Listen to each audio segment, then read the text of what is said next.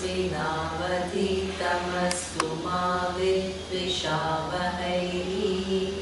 Om Shanti Shanti Shanti.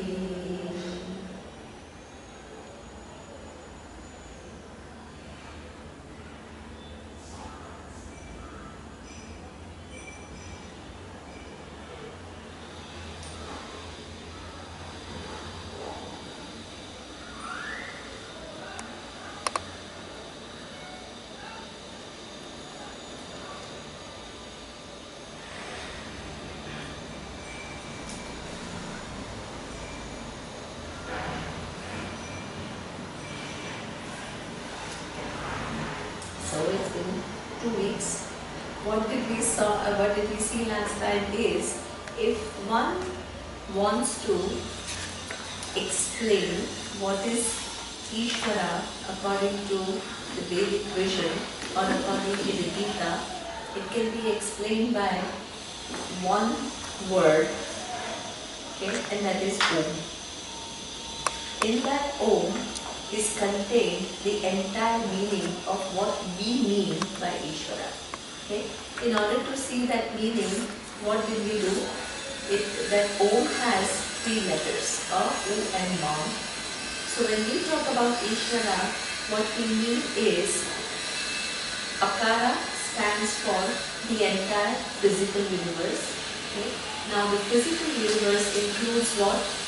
My physical body and the entire physical universe, and in that physical universe is what? Both sentient and insentient beings. Okay? So there is a mountain, there is a table, which is what we call insentient, and then there are human beings. Okay? So that means Ishvara pervades everything. Okay? Now, if Ishvara pervades everything, why is it that I can talk and I can interact and I have emotions, whereas the table doesn't have? What accounts for that difference? Okay? What do you think accounts for that difference? Sorry? The mind. So what we have is the mind, which they don't have. Right? So that means Ishvara, I will first explain to you, it is my physical body as well as the entire physical world. So how do I appreciate the presence of Ishvara in the physical forms? Okay. So this body is what? Nothing but cells, and the cells are nothing but atoms and particles.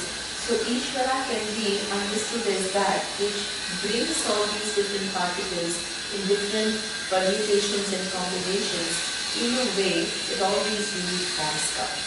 Okay?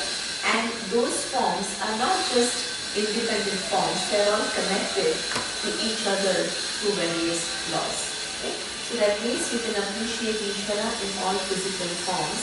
Even the mountain that we see, even though it's not able to emote and interact with the world, still it is nothing but atoms and particles, and there is an intelligence which has what? Brought it about in a way that it becomes that height, it has that much width. Over a period of time, because of erosion and all, what, it will lose a little bit of itself. So the whole laws as well as the particles which arrange that given form, this is all within Ishvara. Okay? So this is where you understand that the entire physical world is pervaded by Ishvara. Now, what accounts for the difference between I and the mountain is absence or presence of Sukshma Sharira. Sukshma Sharira is what we call the subtle body. Okay? So Ishvara includes the subtle body of I and subtle body of every living being. Okay? So what is the difference between sentient and insentient beings is, in sentient beings there is subtle body, and in insentient being there is no subtle body. Okay. So therefore, how do I know that I have a subtle body? What does it mean when I say I have subtle body? Okay. It only means that there is one thing which is the physical aspect of the body which I can see. There is another aspect of the body which I have no access to. I can see your physical eye, but I don't see how much your eyes can see. Okay? Just because I don't see how much your eyes can see, from my standpoint, it is subtle. It's a subtle function because I have no access to it. Just as I have access to your physical form, I don't have access to your subtle. I know that you have ear, but I have no idea how much your ear can hear. Only you know how much your ear can hear. Okay? So this is why that whole function is what we call subtle. Okay? Now, in the subtle includes the capacity of your five sense organs of action. Okay. It also includes your physiological functions, which is what we call pancha prana, which is what? Your respiratory system, your digestive system, your circulatory system, your excretion, the whole thing is part of subtle body.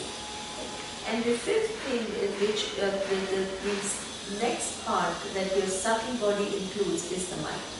Okay. It is subtle because I don't know what you're thinking. I may infer what you are thinking based on your facial expression but I really don't have any access to what you are thinking. So this is why somebody was saying that we have, who was saying, this morning somebody was saying, okay, now there's somebody was saying that in a public train, there was a man who was traveling and he was just chattering to himself.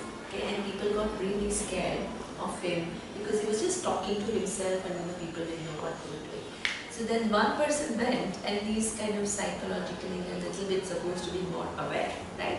So he goes and people are like, now why are you going and wasting your time with this person? That person said, this chatter we all have. We put a facade and we keep it to ourselves, right? This guy is speaking it out and he seems like a mad person. But if we had access to what's going on in our mind, each one will be a mad person because each one's mind is a constantly chattering. And it's interesting, right? How many different thoughts, and it's like if you look at your inner chatters, it's like sometimes if you write down all the different thoughts for just 10 minutes or 15 minutes, you'll be amused by how your mind moves from one thing to the other and is talking about this and talking about that. So this is what, thank God it is subtle, because imagine we start seeing everything that everybody is thinking about. It will be a big mess. Really? Because we are cluttered with thousands of thoughts. And we will be overloaded with all this information that what we won't, will be totally overwhelmed by all these different informations that we have. Okay? So this is why, thank God it is subtle. We are just given enough, whatever we need to know to figure out the whole puzzle of life. Nothing less, nothing more. Okay? So this is why these subtle functions are subtle because I don't see them. Okay? So that means that which arranges the capacity of human mind, the capacity of human senses, the capacity of human organs of action, how much they can do, how much they cannot do. There is a range that everybody follows. Okay? Within that range, everybody has its unique capacity. So that intelligence which arranges it all is Ishvara. Okay? So the physical forms, the entire physical universe is manifestation of that intelligence.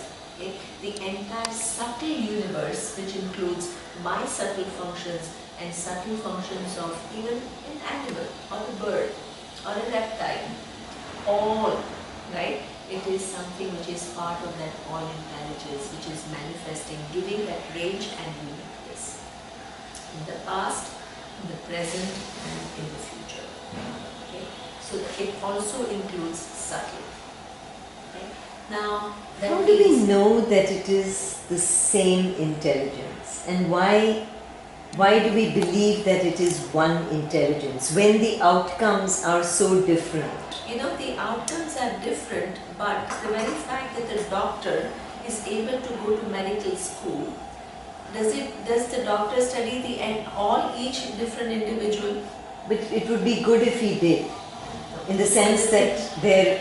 It would be impossible to do anything, right? Because unless you study each individual, right, you cannot, the whole medical science is based on generalizations. Even if you change the model, okay, you replace modern medical science with Ayurveda, they still have generalizations. Vata constitution, Kapha constitution, and what? The Pitta constitution. You have homeopathy, and in fact, generalization is something which is so critical, because if you had to study each and every human being separately, okay, you will not be able to know anything, because that's why there is a generalization. Human body has a certain range, okay, and neither you have created nor I have created.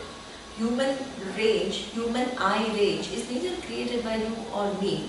Okay? And it is different from the range of what? The eyes of a dog. And the dogs also follow the range, but within that there is a uniqueness. Okay? So there is a design. I understand the question. What was you were saying that why is there, instead of all intelligence, one intelligence, why are there not more intelligence? No, I have not answered the question. That the outcomes of everything Ishvara are manifold. Yeah. How does it help us to believe that there is one intelligence that binds it all, given that there are so many different outcomes? And then, how do I put this? It is not this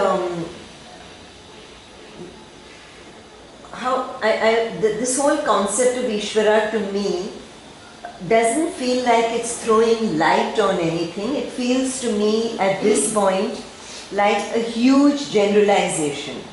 That whereas in the study of science we try to break down all the intelligences to make it easier for us to understand. We try to break down Ishvara into different laws so that we understand all the laws that govern life. Yeah. With the concept of Ishvara, what we are doing is clubbing all the laws into one general body called Ishvara, or one general intelligence called Ishvara. Yeah. How does that help us to... What do you think your product would be?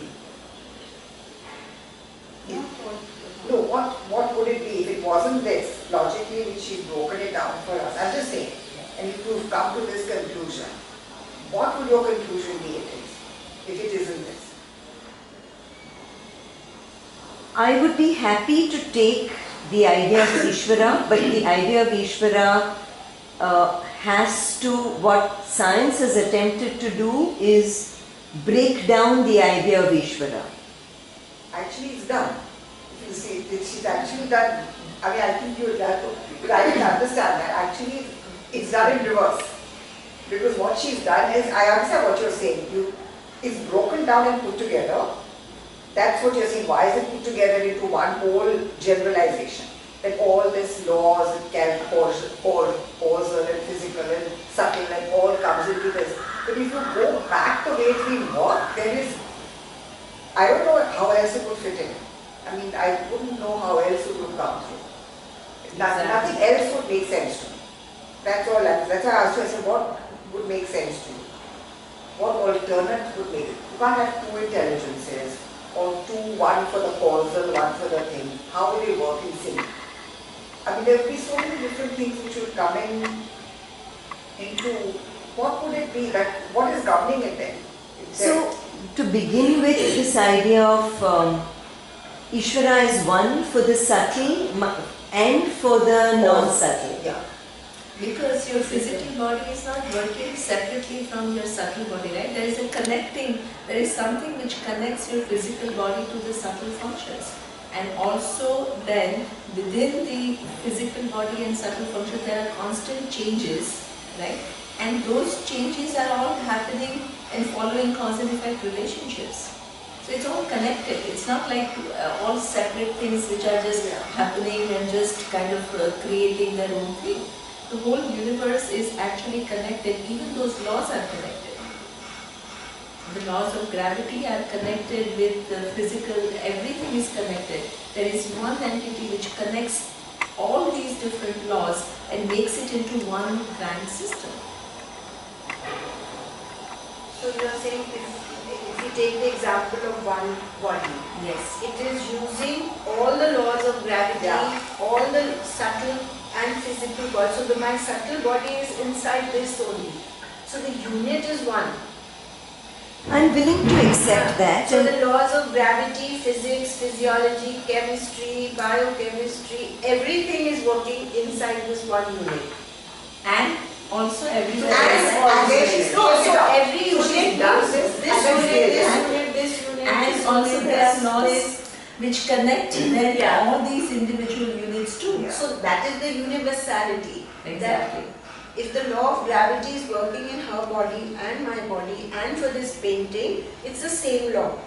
So if you break it down and take it up into a pyramid form, there has to be That. one thing which would hold everything together. So That's that how I in a see it. way is the concept of universality. Yeah. Yeah. How is that in any way changing our understanding of the world?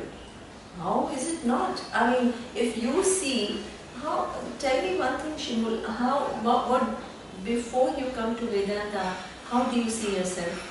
Tell me, tell the truth. Yeah. How does one see oneself in this world? What is the idea that one has of one's place in the universe? I think there are two things, Nima. I think, and even after Vedanta, I fall into the same trap, which is of seeing myself as an individual, distinct, separate, isolated, and connected. I know intellectually that I am deeply connected to everything and everyone around me, but my mind and my chatter constantly takes me back to my isolation, to my individuality. But intellectually, I know that there are universal laws that govern everything. The law of gravity being the simplest that governs all of us. Every other law that we know of, equal to mc squared, to anything, is a universal law. So I haven't gotten how the idea of Ishvara changes I don't know. anything for me. See, the thing is that One thing is very valid, very, very valid and normal thing, and I think everybody will go through it, but it will take time. it takes time. See, the Takes thing time. is, there is a habitual. Yeah. It will take a lot of time, a lot of listening to the same things. No, she's right and she says Yeah. everybody is individual Of in that course. chatter. And everybody's journey is individual. Because everybody's chatter is individual. Yeah, so what she's everybody- saying is from that individual, how do I go to that wholeness or that No, she's saying, why do you connect to, that's why I asked you for the questions, I didn't get the question. What she's trying to say is why, again correct me if I'm Sure. wrong. What she's trying to say is, I'm an individual, I understand that there are causal, common, universal things running all of us, but why are you saying it's all one? Because I feel so different to that individual. I think it's an understanding, because to me there is no other way to feel. There but is no other there way. is no other way which will Because answer it's all your everything. questions. You It's have to just- ask her those questions. See, because to ask her that. where you think there are many, in fact there is only one. And she's justified in thinking many because that's what we all think, Yeah. is that there are many. Because I'm all also these- willing to say that all those many, like all the laws of physics, tie together somewhere. Yeah. Maybe what as I went through school, I enjoyed, and as a child, we were all told about universality and that there is one God and Yeah. that God has made everything from the rock next to you to your body, Yeah. and you are all governed by the same laws. This is what I understood as a child when I was taught religion in my home. As I went through school, we loved science, all of us, because it helped us to understand to break down that universality of God to laws that one could figure out and understand and recognize that they govern everything. Simply like gravity, simply the understanding of the cell and the understanding of electrons. I think those were aha moments for all of us, that all of us are composed of these atoms and then, further broken down. Now, in a way, what we are talking at Vedanta is to go back to the idea of universality. But he's broken it down, quantum physics breaks it down to the nanoparticle. Correct. So you've broken it down to the nanoparticle and then you're saying, then what?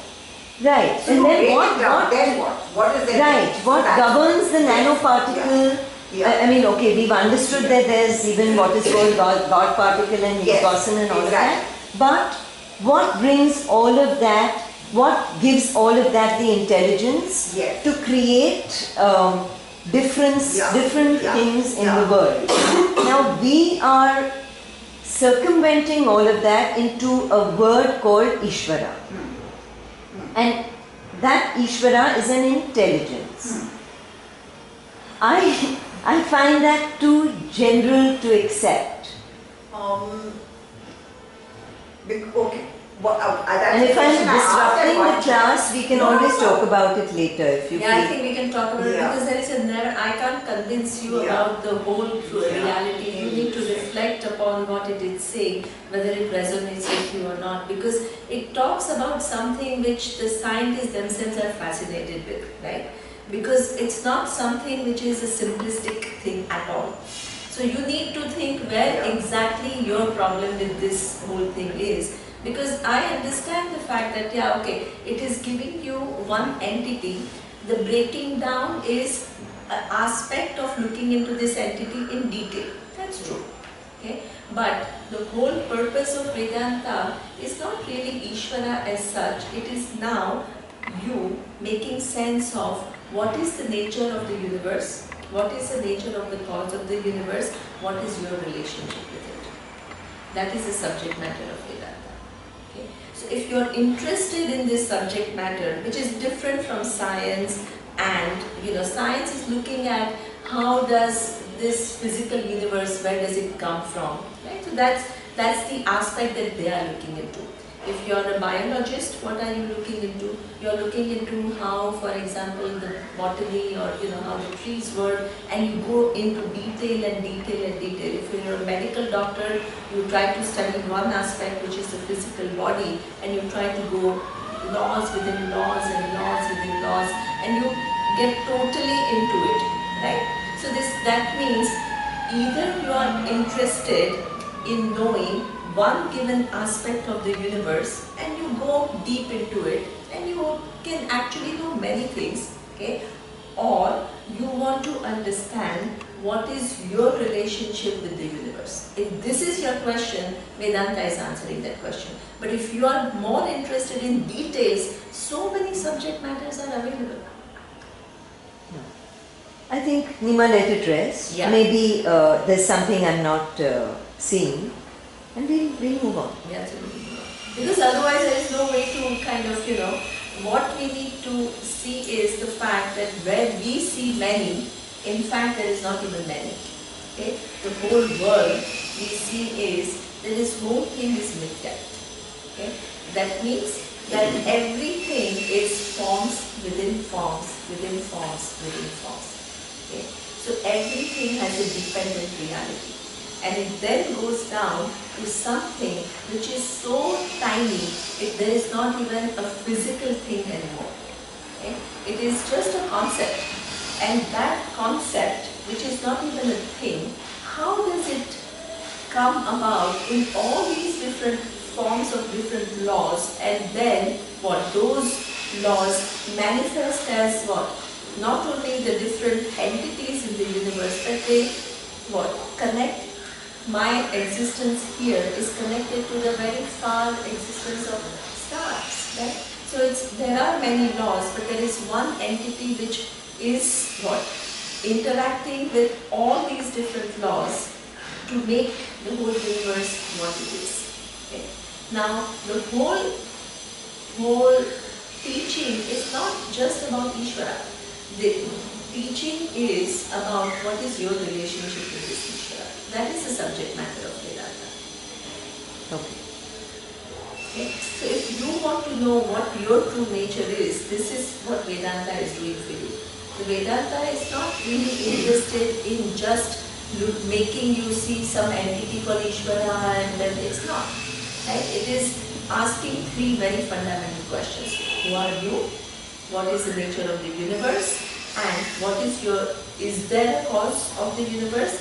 And what's your relationship with these two?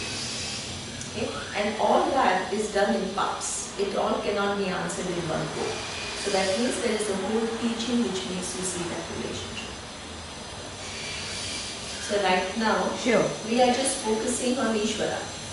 Okay. Right? And that Ishvara, then, in addition to the physical and subtle, there is a third thing, which is what? A, U and Ma. So that Makara is the causal. Okay? What is the causal? Causal is right now the physical universe that you see. By the time I have stopped talking about it, what? Things have changed. Okay? Things have changed both at the physical level as well as subtle level. And for whom? Not only for me, but for everyone. Constantly things are under flux.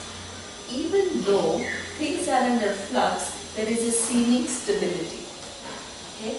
What decides what goes at this given moment, okay? What stays, what will then manifest in the future? What connects it all? What connects it?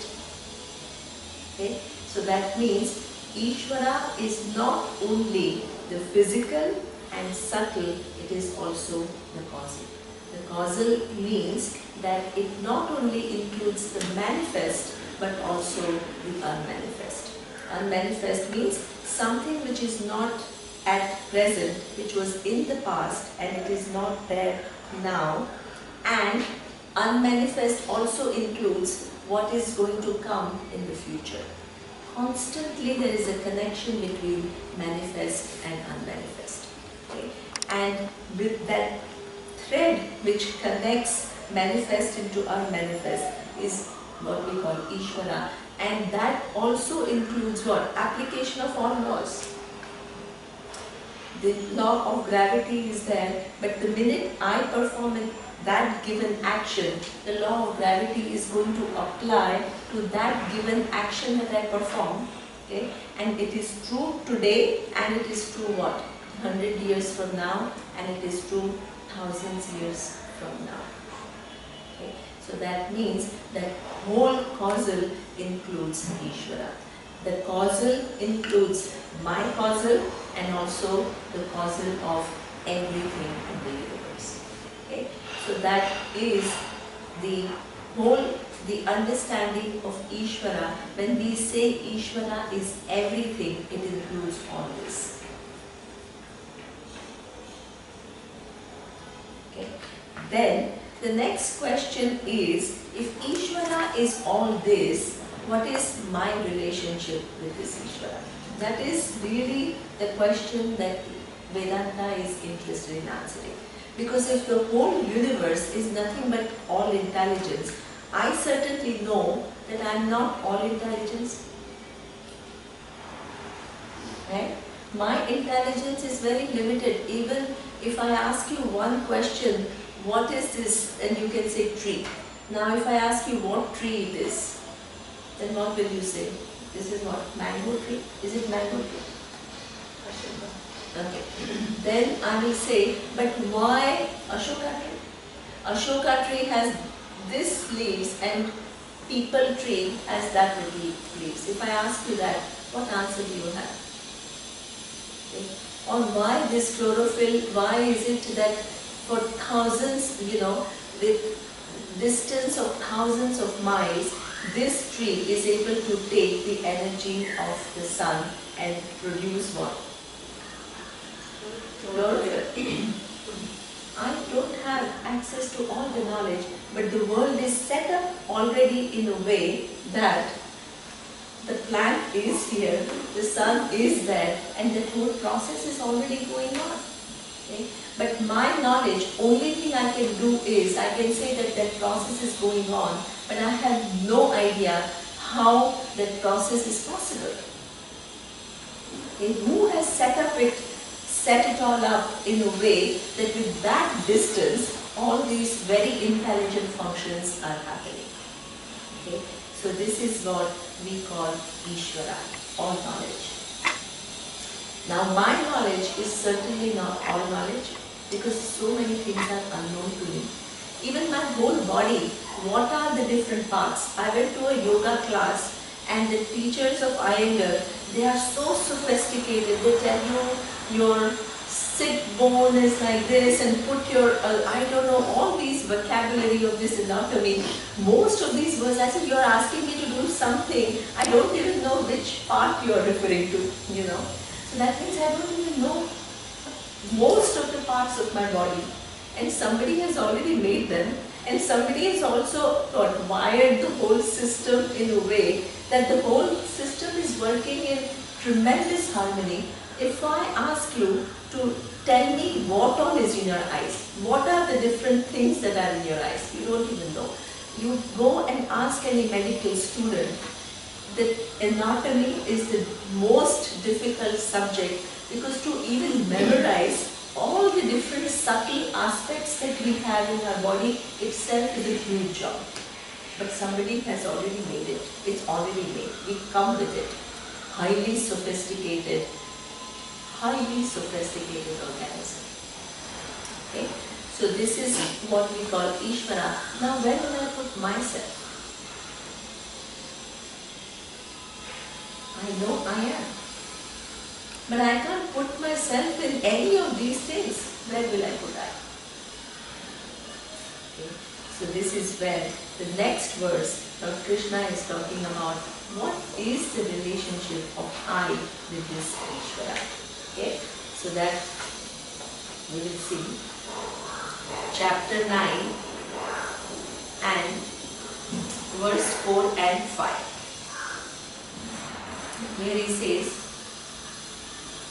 Maya tatamidam sarvam jagadavyaktamurtina masthani sarvabhutani nachaham tveshvavastitaha.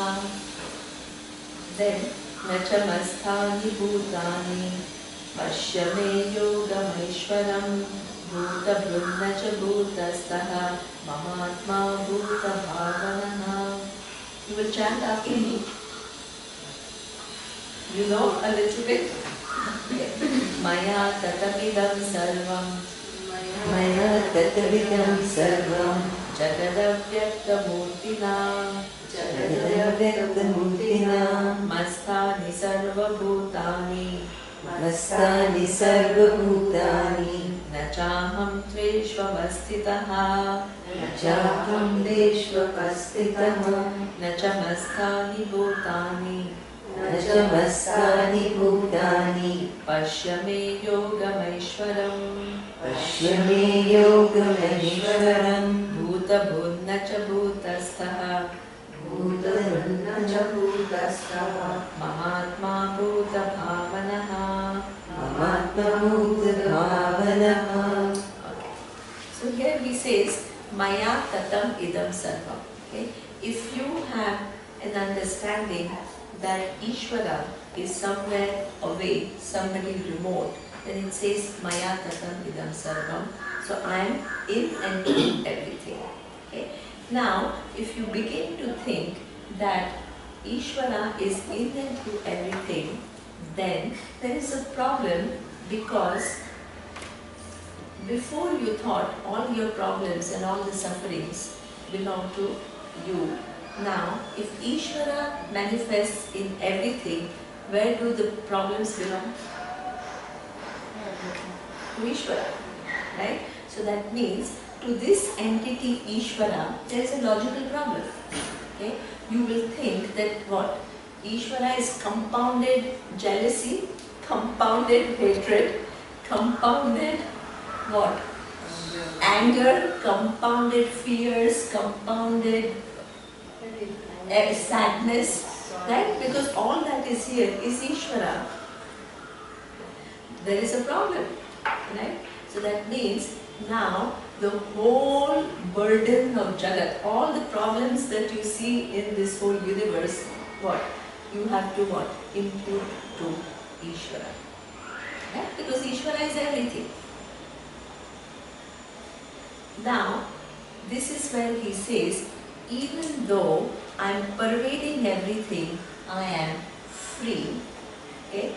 Masthani sarvabhutani nachaham teshu avasthita.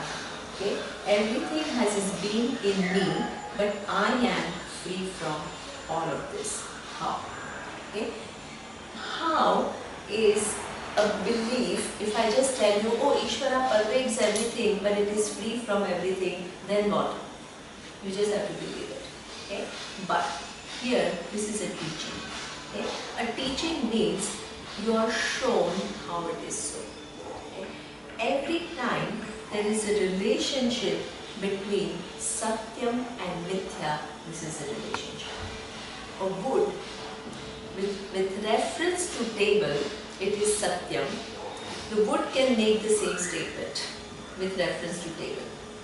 The wood can say, I pervade the table, and at the same time, I am free from what?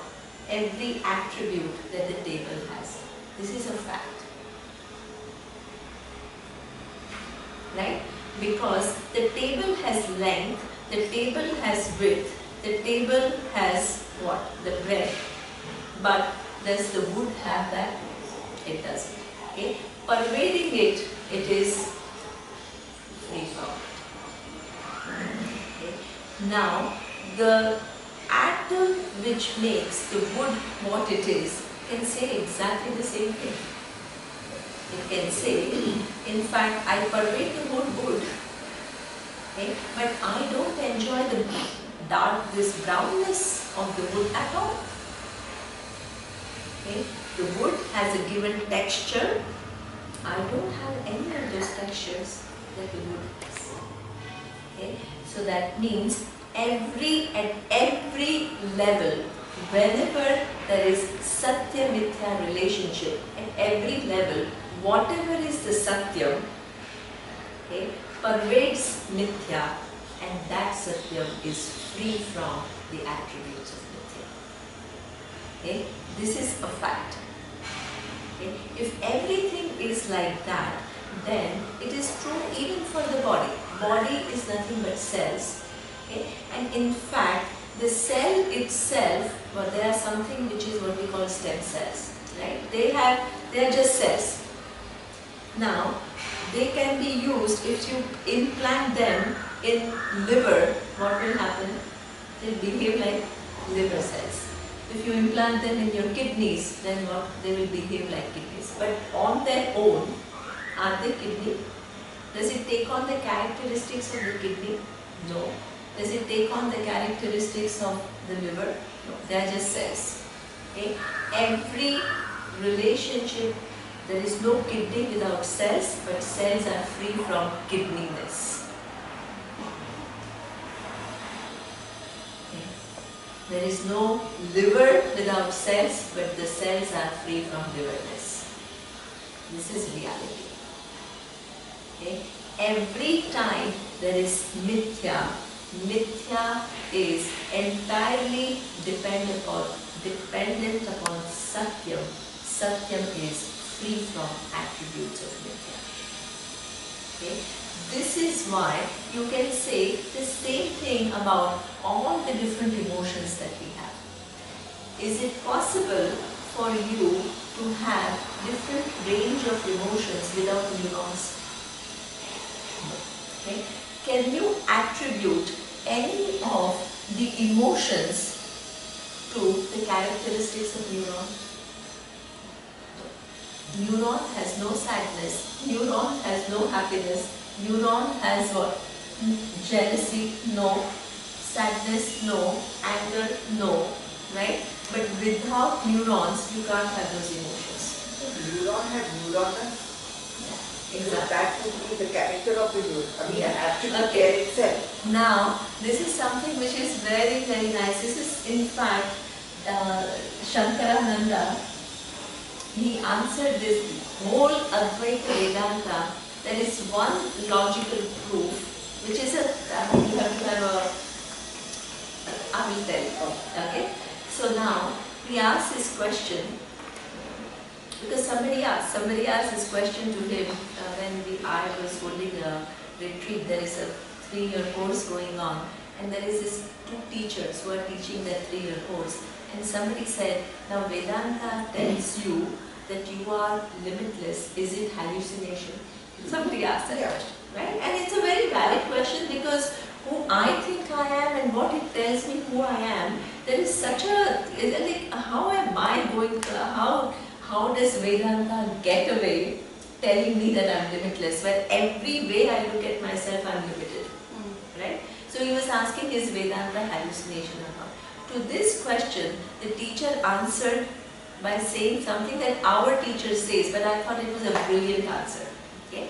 So what he answered was, he's this IIM, Goldman Sachs the professor. So he has an extremely logical, scientific mind. So he kind of gave an answer.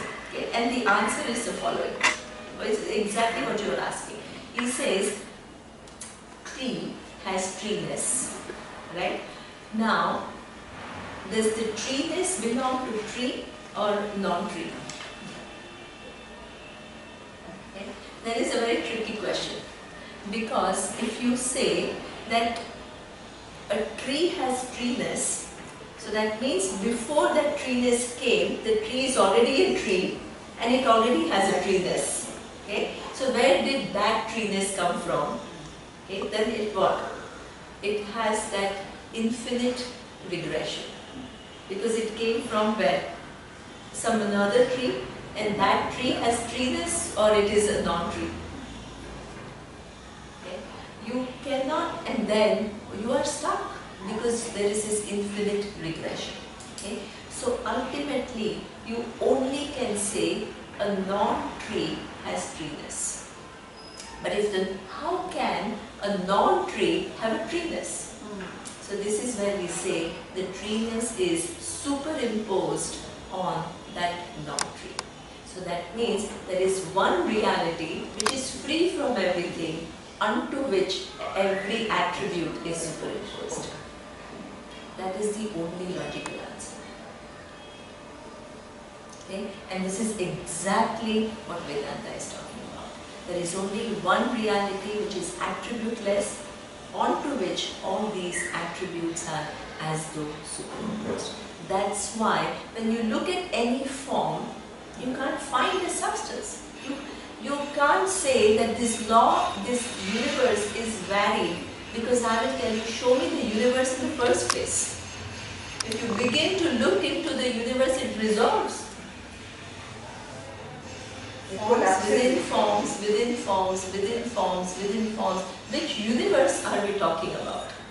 Everything collapses in. Everything collapses. So, in response to your question then, neuronness is mithya. Exactly. Right? Even neuronless is mithya. Also absolutely. That means in response to her question, even neuronless is superimposed. Right? Because neurons cannot exist without what? Atoms. Right? The atoms, they don't have neuronness. Okay? So at every given point, okay, there is one thing which inheres everything, and what it inheres, it is free from the attributes of what it inheres. If that is the case, and if everything collapses, okay, ultimate intelligence which brings about that thing, is it subject to any of the things, any of the previous attributes or characteristics? Is totally free from it. Okay. So this is where he says, pervading everything without the intelligence, right? Because why the atoms here are ticking in a way where it is making neurons, and here it is making kidney cells.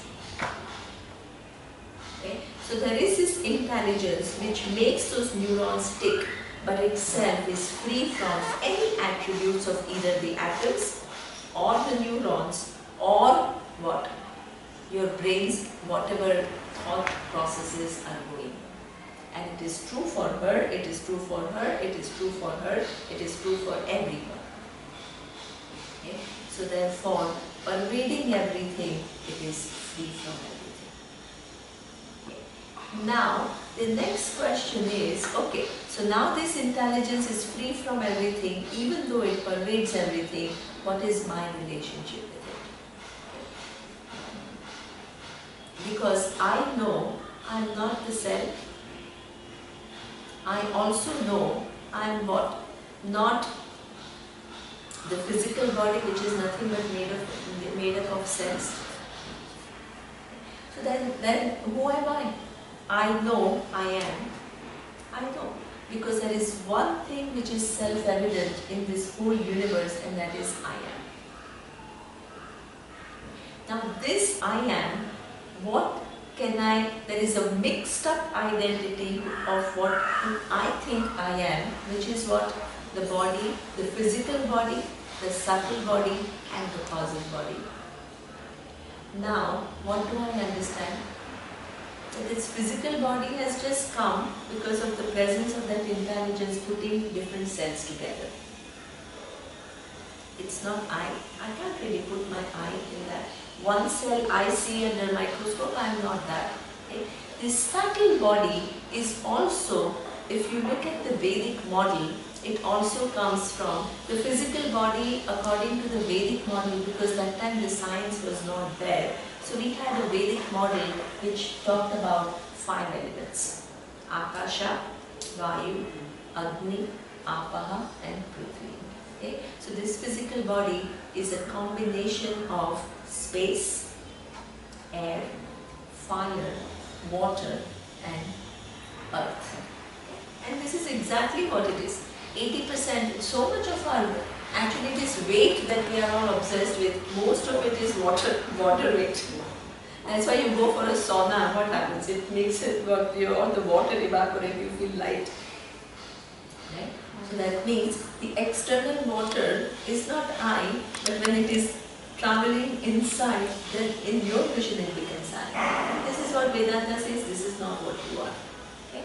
Then it also says that this subtle functions that we have is also a combination of 5 elements which are intelligently put together. Okay?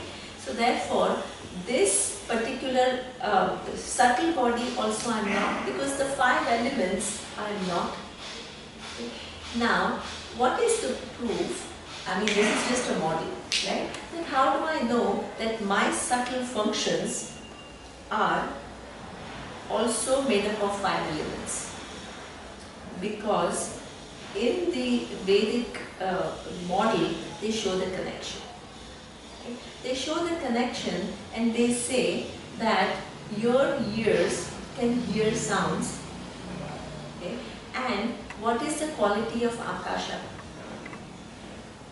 Akasha is the space. What quality can you attribute to Akasha?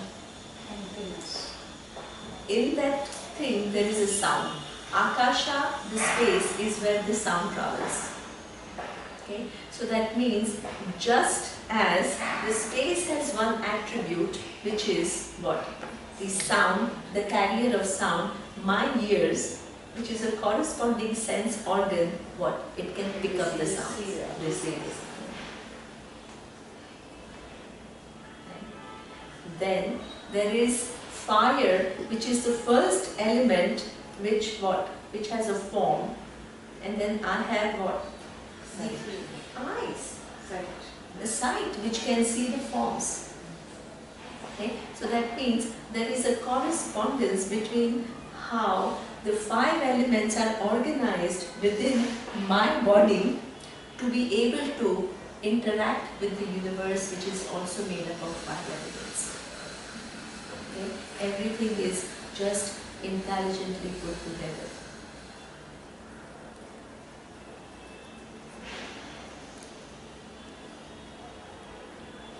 the earth has smell. I have what? Nose, which can pick up smells.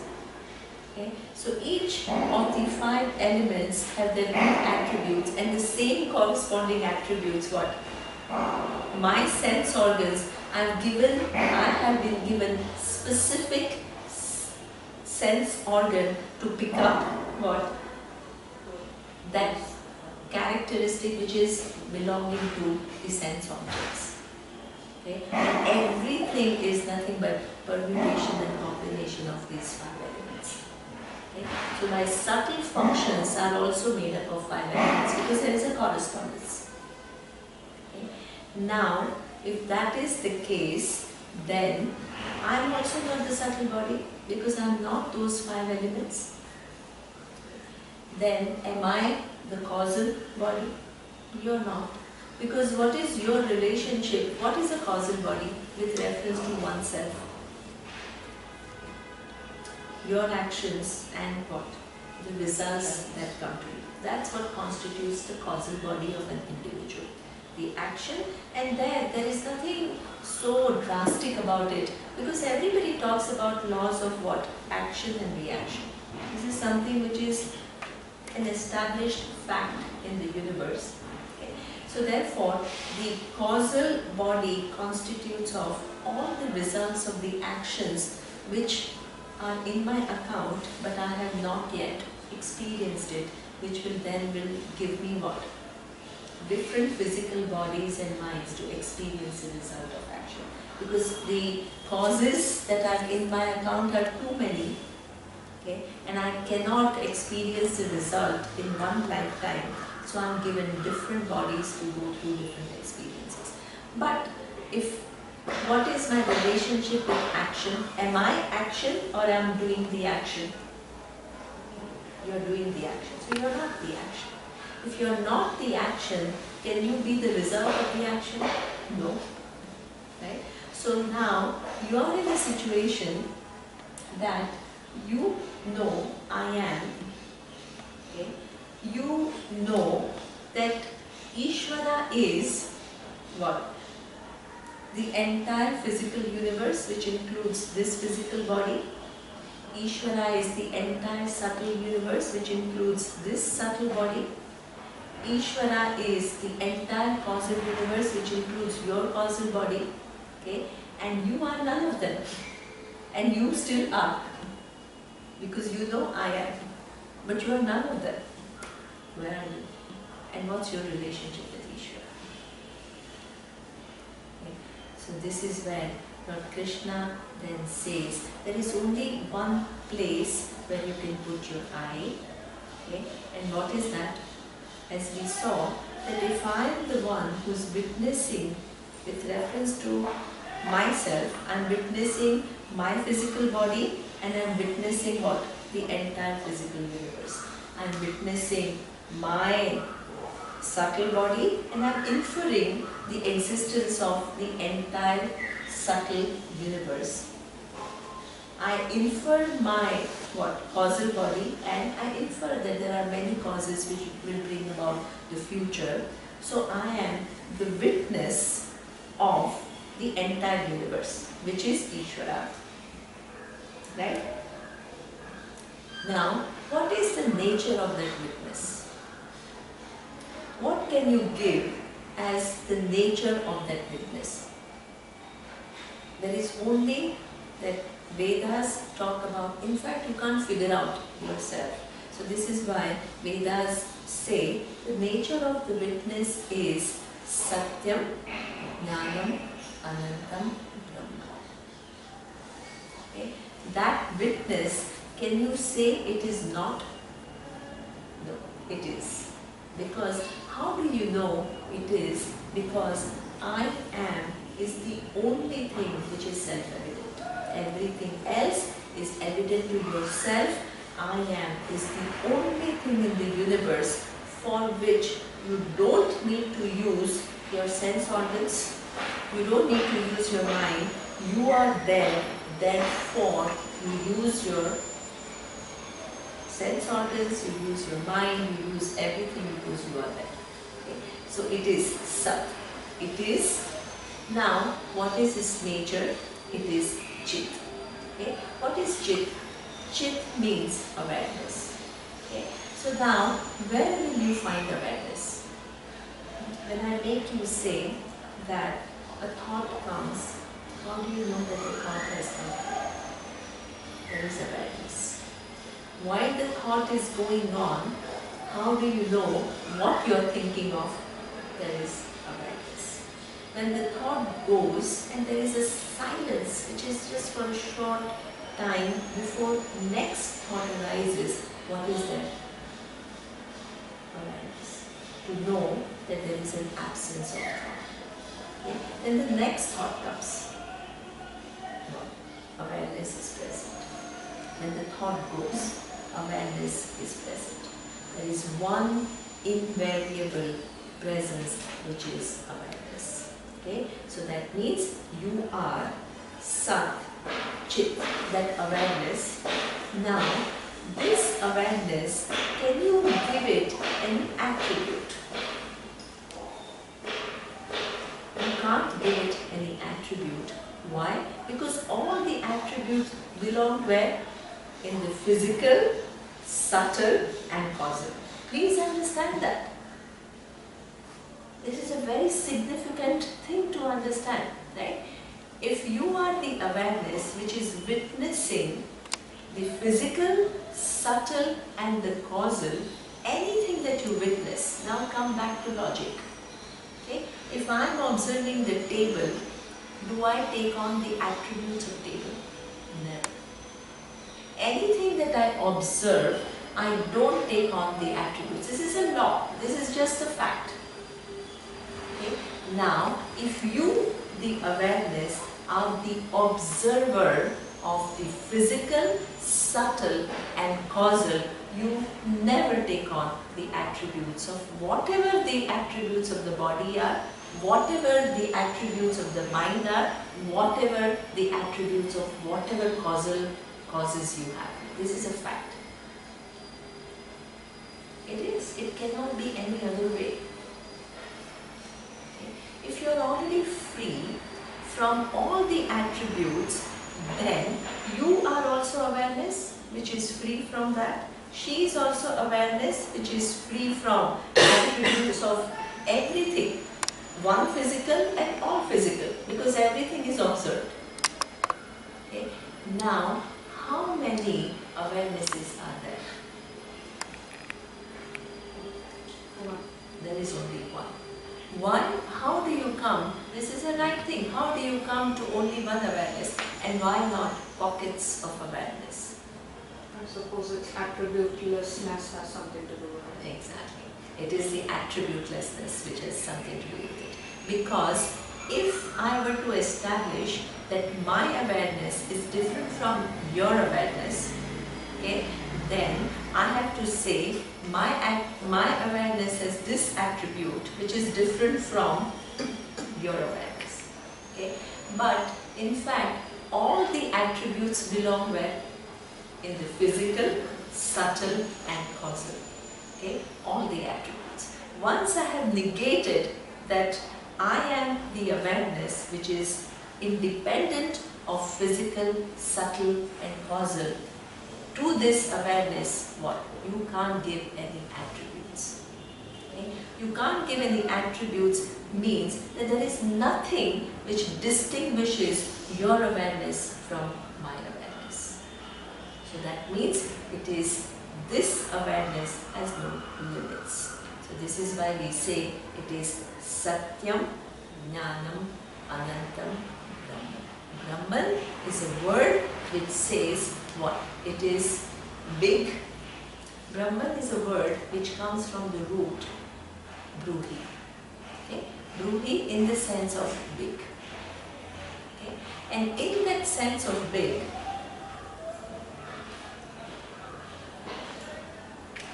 generally the big that we say is an adjective. Right? I use it as an adjective to a noun. When I say a big building, what is the, now with this, if you've gone to New York, your big is how many stories? Or you've gone to Hong Kong or I don't know what. And if you're in a village, 3-story building is big, right? So what big? Yeah, it's all relative, right? What do you think is big? It really depends upon your experiences, where you come from. Okay? Now here, the big is not relative because it is not used as an adjective to a noun, it is used as a noun. When it is used as a noun, what does it mean? There is nothing which qualifies that bigness. Okay? So therefore, it means that it is limitlessly big. That means it is limitless. This awareness is limitless. Okay? And it is the only what? It is the witness.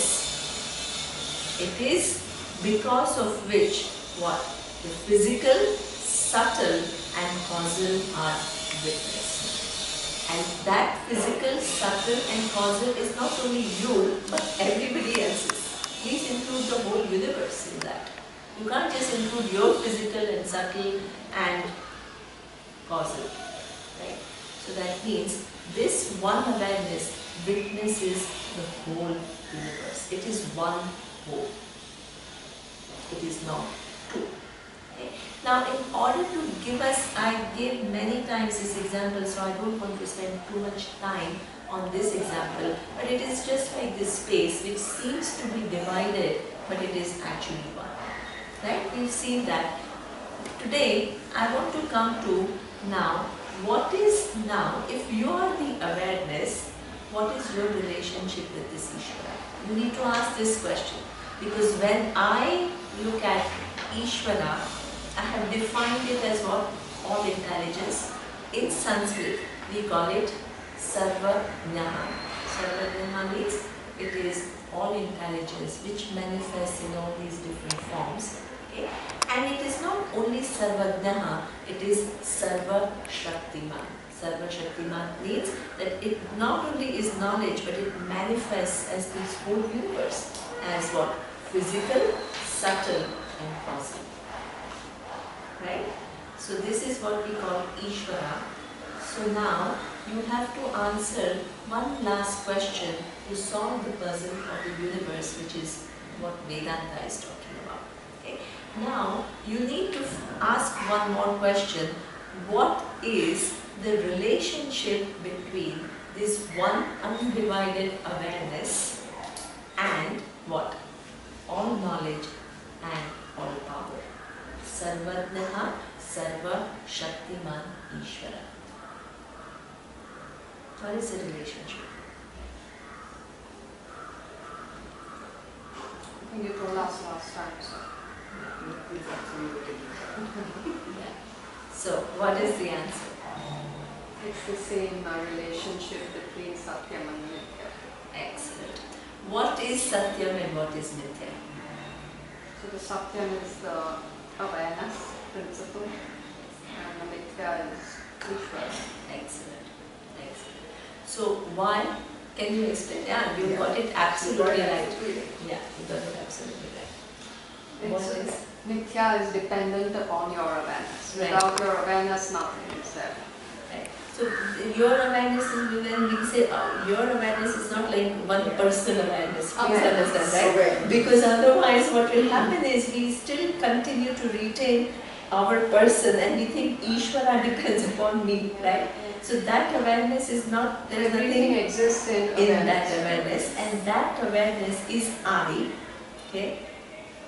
In Ishvara, okay, the all knowledge and all power, okay, has what? What is the relationship between awareness and all knowledge? That is the question now. Okay. The all knowledge, in order, how do you then come to know this relationship? For that relationship, you have your own mind to figure out. Okay? Your little intelligence, can it exist without awareness? What is the relationship? Intelligence cannot exist without awareness. Does awareness depend upon intelligence? Right? If this little intelligence cannot exist without awareness, then you have big intelligence, which is all intelligence. Okay? Still, can it exist without awareness? No. Whereas awareness is independent of what? Either small intelligence or big intelligence. Right? So that means all that is here, the absolute Satyam, when you reduce everything as Mithya, the only final Satyam is what? Awareness. Satyam, Jnanam, Ananta, Brahma. And who's that? That's you. But what all intelligence being attribute of awareness? Exactly. As though attribute. of As awareness. though an awareness. As though. Because This it's is not same. Yeah. Without awareness, Yeah. being Satyam, pervades all intelligence. Pervading it, it is free from it. So, let us look. We saw the example of wave, ocean and water. Okay? So, does the water have oceanness? No, it's free from it. But oceanness, can it exist without water? No. Right? So that means that even the all intelligence is not a real attribute of awareness. It is as though attribute of awareness. It's to make us understand the enormity of it. Exactly. Because there is a universe which has come about, because all that is here is this awareness. Now we will see, that means the awareness, now we have to understand, if you don't mind, I have 15 minutes. Right? So now what we have understood? We have understood the fact that even this all knowledge and all power exists what? Not independently of awareness. Awareness is independently existing of all knowledge and all power. There is only one truth, which is awareness. That awareness, when it is what? All intelligence organizing what? The whole universe, you have a name which is Ishvara. Within that whole organization, there are different entities. This is what we call individuals. Okay? This awareness, pervading everything, it is free. Where is this awareness available to you? As I am. The only place that awareness is available to you is not as an object, it is as I am. That I am is what? Think now, what is the mistake that we are making?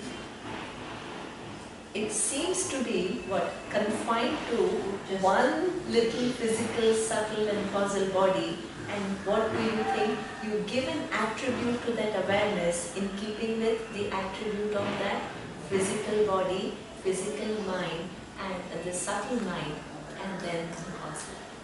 This is the whole nature of mistake. Okay?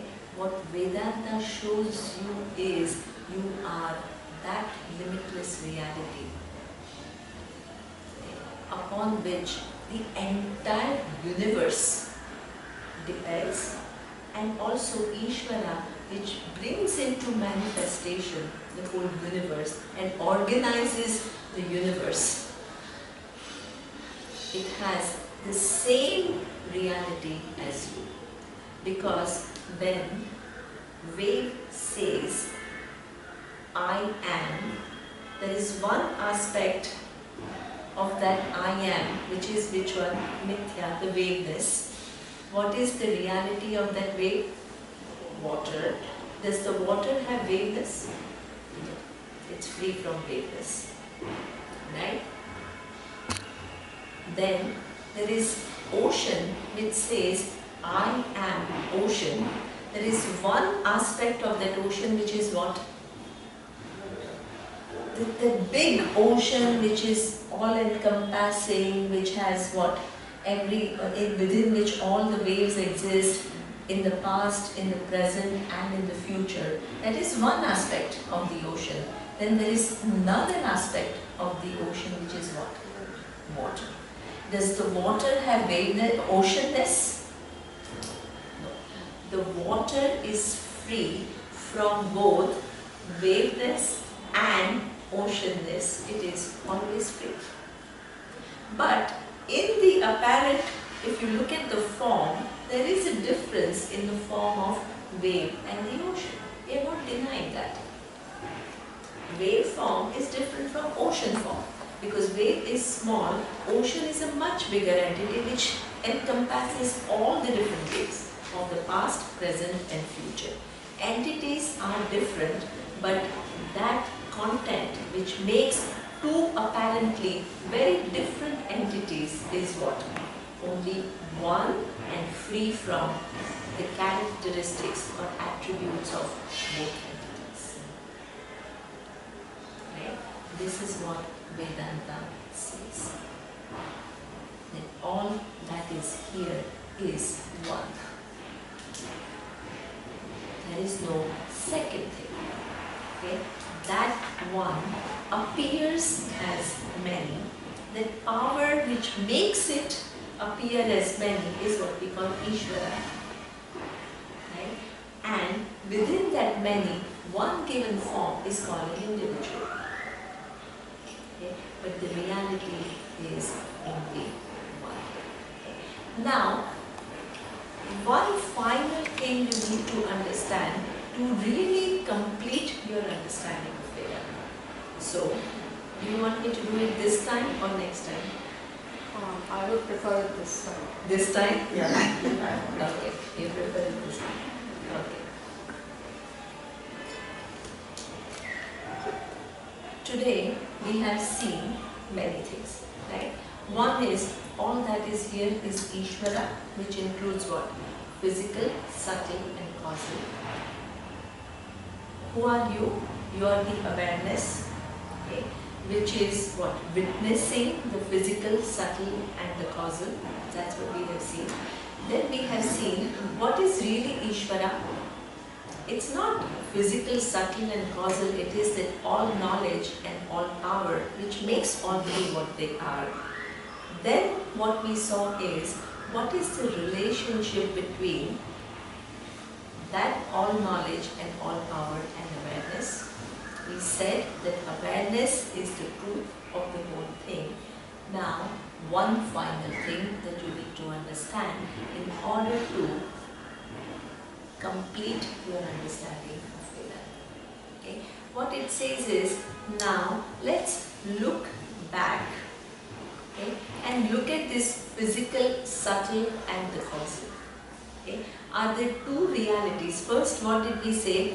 Awareness is the witness, and everything that I observe is what? Object of observation.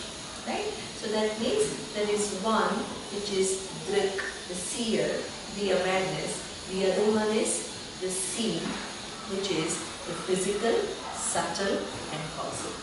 Right? Are there two realities? One won't exist without the other. Exactly.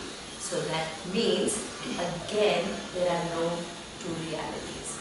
Okay? Because this reality is mithya. Please understand that, right? This cannot exist. The physical, subtle and causal cannot exist. When I look into the physical, subtle and the causal, it is what? Forms within forms, within forms, within forms. So ultimately concept, then concept is what? Again mithya. It depends upon that intelligence which brings about those concepts and what increasingly makes a varied universe. Then that Ishvara, all knowledge, is also mithya. It depends upon awareness. There is only one truth. Okay? And that is Satyam, Jnanam, Anandam, Karma. And that is you. This is what Vedanta says.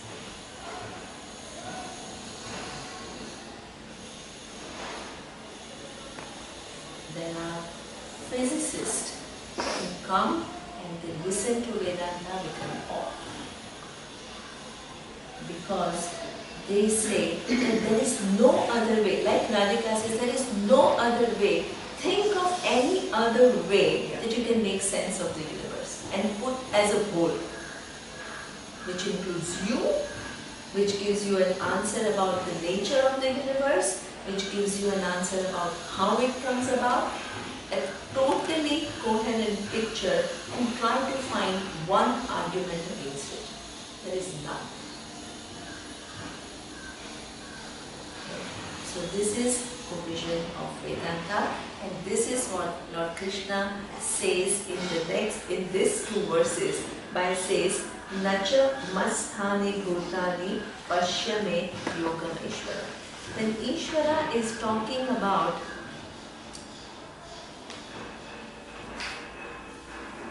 the entity Ishvara, can say, I am pervading everything, and what?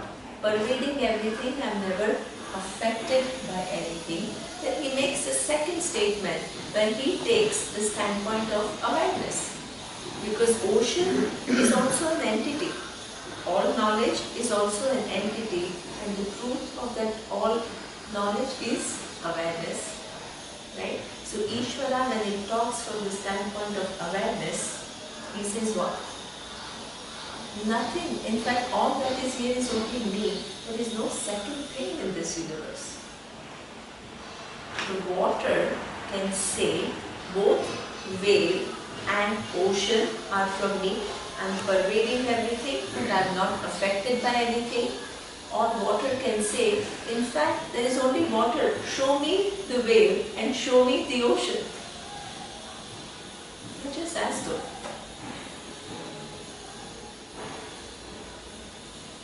The water can switch the standpoints, because there is waveness as though, there is oceanness as though.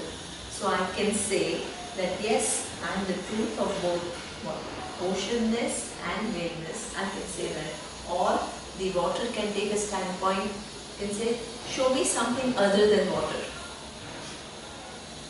There is no second thing. When you touch one wave, you touch the water. When you touch the ocean, you touch the water. When you touch the wave of million years ago, you touch the water. When you touch the wave thousands of years later, you touch the water. Water, H2O, is free from oceanness and waveness. In fact, those are just names. Whereas those names are with reference to forms, the forms have what? No substance other than water. Water can say, all that is here is I am. This is what he says. Ishvara says that I, in fact, I can't even say that I am in everything because there is no second thing other than me. He says, Pashyame Yogam Ishvara. One water, he says, look at my magic. What? What is the magic? On one hand, I am appearing as wave, and on the other hand, I am appearing as ocean without what? Undergoing any change whatsoever. Without ever taking on any attributes in the first place. This is my Aishvara. Pashyame Yogam Aishvara. Okay. And what is the problem? That wave, what is our problem? We give more reality to the form than the content, and we miss the content. As long as we miss the content, what? The form is going to go, is changing all the time. And as long as I think I'm a wave, what? My end, which is going to the shore, is very clear. And then I have what? Fear of mortality. And while I'm going there, what? All the other people that I love are close and I'm very sad. Okay? And I compare myself to some other waves, and what? I feel, oh, that wave is very big and I'm feeling small, I get jealous. As long as you give reality to the form, there is no way to solve the problem. There is no way. Look at the content, you will find all that is here is one, and that is you. That is what we call moksha, freedom. There is no other freedom possible. I don't understand all that, but just a question. Yes. Where does reincarnation come in the picture? Okay, very good. Reincarnation comes in picture because, as I said, when you have cause and effect relationship, right? So that means I have, let's say, acted every day. How many different actions I do? Okay, so those actions will give me result, the unseen result. Some are seen result and some are unseen result. Okay? Now these unseen results, I can't experience all of them in one life. So this is what we call the causal. So they gets connected to my account. Okay? Then in order to experience the unseen result, I can't just experience them in vacuum. I need a physical and subtle body. Okay? So that means among all the different karmas that I have, unseen result of actions that I have, some of them fructify to give me this given physical and subtle body. So while I am experiencing the karma, I also gather new karma. And it goes on and on and on until in one lifetime I ask this question, am I this individual or am I something much more than that? If I begin to inquire into the reality of my nature, and if I discover the fact that I am awareness, okay, and entire universe depends upon me, okay, on that awareness for its existence, okay, and everything else is mithya, then in that birth, if the whole vision is absolutely clear, there is no more coming back as an individual. Because this very fundamental error that I am as good as the body and mind is solved forever. So then you become the avatar. So that is what we call moksha. Moksha means you are in the form of awareness which keeps on taking many different forms. Itself is free from every form. So you don't need to come back to the universe as one connected to one given form. So this is what Krishna is when you okay, Avatara is a slightly different concept. I did Avatara. You were not there. I know. You said someone who has come to... Okay, so that means Ishvara, which is all pervasive, which is all intelligence, okay, which gives rise to all these different forms. Generally, those forms come as a result of our causal karma. Okay? Now, Avatara is one individual which comes not as a result of ignorance and karma, but because to solve a given problem. So that given entity is called Avatara. Okay? The only difference is that you and I come because of our karma account. That Avatara doesn't come with karma account. It comes to fix a certain distortion which is taking place.